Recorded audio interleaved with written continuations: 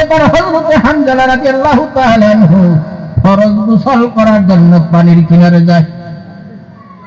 ফরজ হয়েছে গোসল, ফরজ গোসল করার জন্য পানির কিনারে গিয়েছেন। এমন সময় মদিনার রাস্তা দিয়া কোন একজন মানুষ খবর পৌঁছে দেয়, রে মদিনার মানুষ রে, আমার নবীজি উহুদের ময়দানে নাই, মুহাম্মদ উহুদের ময়দানে শহীদ হয়ে গেছে। এই আওয়াজটা হযরত হামজালার কানে পৌঁছে গেল। সাথে সাথে হামজালা গোসলের কথা ভুলে যায়।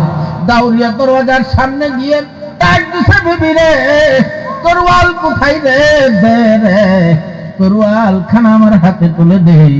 বিবি ডাক দেয়, প্রাণের স্বামী গো, আপনি তরোয়াল দিয়ে কি করবেন? আপনারা গোসল করার জন্য পানির কাছে গেলেন, গোসল না করে তরোয়াল খুঁজেন, ব্যাপারটা কি? তরোয়াল দিয়ে কি করবেন?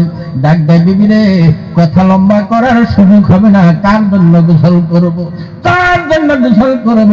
যিনি আমাদেরকে পাক না পাক শিখিয়েছে, যিনি আমাদেরকে গোসল শিখিয়েছে, সাথে সাথে হযরত হামজালা রাদিয়াল্লাহু তাআলা আনহু ওই তরোয়ালে গোসল না করে তরোয়াল নিয়ে যায় উহুদের ময়দানে শহীদ হয়ে যায়।